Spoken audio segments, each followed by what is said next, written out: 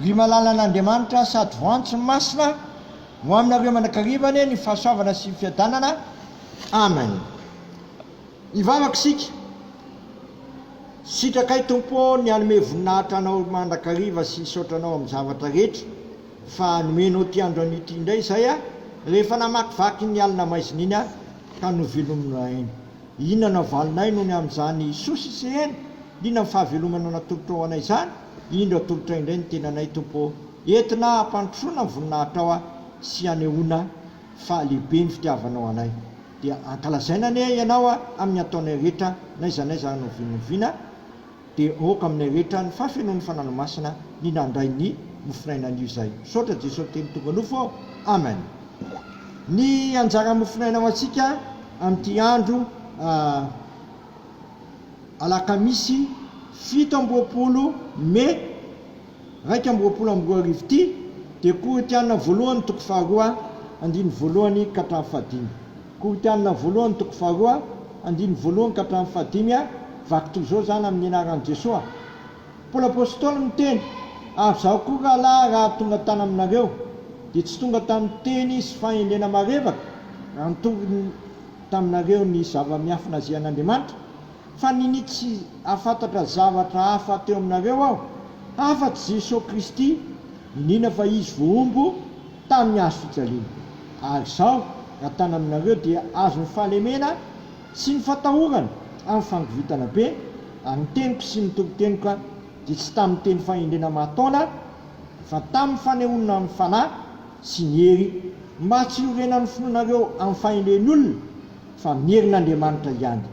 Anefa milaza fahendrena amin'izay efa matanjaka izay, fa tsy ny fahendren'izao tontolo izao na ny an'ny mpanapaka izao tontolo izao zay olona mialevina, fa milaza ny fahendren'Andriamanitra izay ka maneho zava-miafina, dia fahendrena izay nafenina sady voatenin'Andriamanitra ho voninahitsika talohany nanaovana izao tontolo izao. Ary tsy nisy nalala ny mpanapaka izao tontolo izao, fa raha nalala izy dia tsy nombony tamin'ny hazo fijaliana ny tompon'ny voninahitra. Fa araka ny voasoratra hoe, zay tsy mbola hitan'ny maso ary tsy mbola hen'ny sofina na niditra taom-pon'ny olona na inona ny fanamboaran'Andriamanitra ho an'izay ty azy, dia isika no nambaran'Andriamanitra izany tamin'ny fanahy, fa ny fanahy mamantatra ny zavatra rehetra na dia ny sainy lalina izay n'Andriamanitra azy. Fa iza ny olona malala ny ompon'ny olona, afa-tsy ny fanahy ny olona zay ao anatiny ihany. Toy izany koa tsy misy malala ny ompon'Andriamanitra afa-tsy ny fanahin'Andriamanitra. Ray masonao manamasinanay amin'ny fahamarinana, ny teninao ny fahamarinana. Amen. Ny anjara mofinaina ao antsika dia ny Koritianina voalohany toko faharoa andiny voalohany ka hatramin'ny fahadimy. Izay anorenana ny afatra dia le hoe andiny fahadimy, mba tsy horenan'ny fonareo amin'ny fahendren'olona fa mierin'Andriamanitra ihany. Ny fonontsika dia tsy ahorona amin'ny fahendren'olona fa amin'ny herin'Andriamanitra ihany. Ny fanahy masina ry havana no nanehoan'i Paoly ny toriteniny sy nanambarany ny alehiben'ny fitiavan'Andriamanitra antsika. Vokany dia tsy tamin'ny fahendrena mahataona na ny fahalalana nentiny nanambara izany filazantsara ny Jesosy Kristy izany, fa tamin'ny fanehoan'ny fanahy sy ny hery. Ahoana moa izany fanehoan'ny fanahy sy ny hery izany? Paoly apôstôly ry havana dia saika tena mitovy tamin'ny nataon'i Jesosy nataony. Anakay izay nambaran'i Jesosy dia hoe, zaho dia ny manao ny sitrapony izay naniraka ary mahavita ny asany, izany no haniko. Ny aniko dia manao ny sitrapony izay naniraka sy mahavita ny asany, izany no haniko na ny sakafoko ozy izy Jesosy. Raha zany ihany, zaho ozy izy tsy sa manao zavatra na inona tsy nampanaoviny ray koa.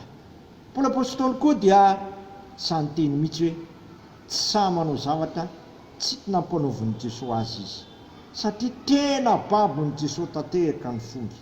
Nambarany fa ataony taimboraka avokoa ny zavatra rehetra no ny foarany atsaran'ny fahalalany an Kristy.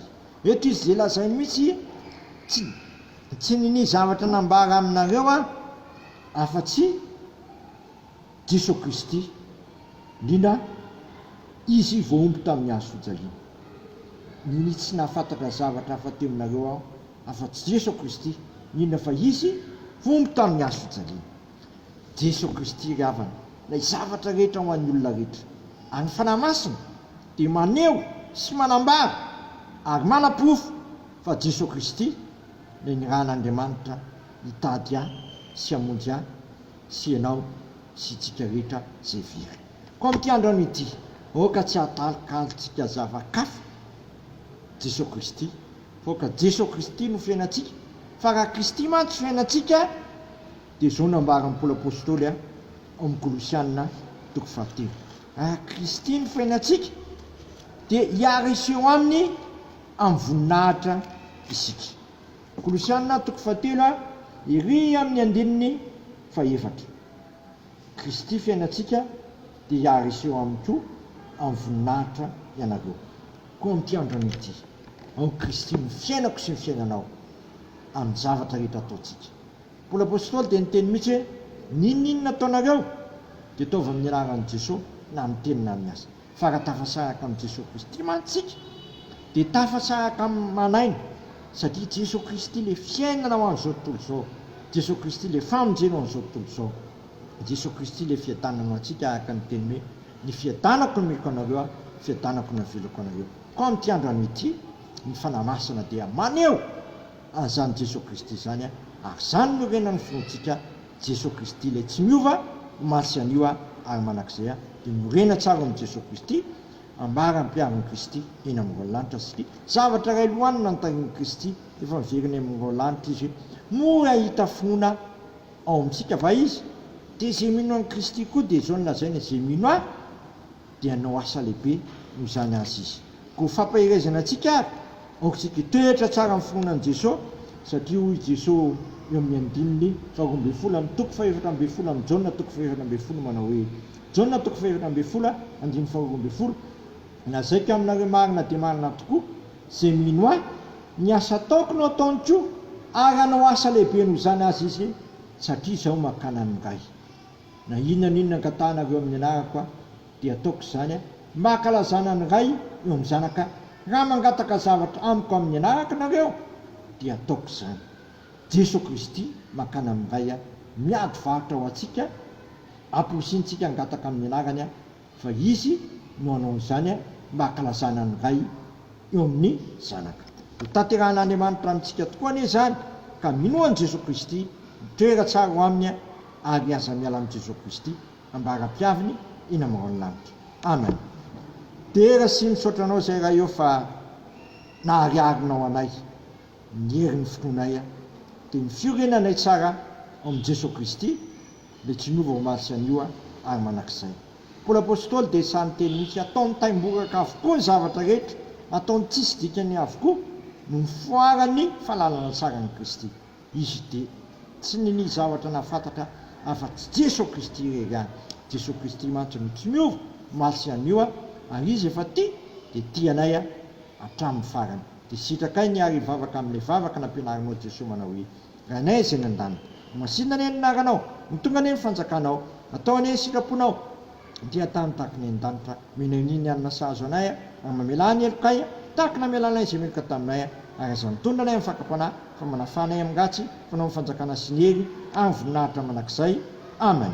Ho tanterahany tompo amintsika anie zao todrano entononona amin'ny anaran'ny ray zanaka fanahy masina zao raiso amin'ny finoana sy fanantenana zany ary tanterahany tompo amintsika isam-batan'olona. Ary Andriamanitra ny fiadanana hamasinareo samy ho tanteraka ka oka ovany avokoa ny fanahinareo sy ny ainareo ary ny tenanareo ho tanteraka ka tsy hanatsiana ny fiavian'i Jesosy Kristy amintsika matoky izay niantso anareo sady izy ihany nanefa izany. Voninahitra anie ho an'Andriamanitra rery ihany amin'ny anaran'ny ray sy ny zanaka ary ny fanahy masina. Amen.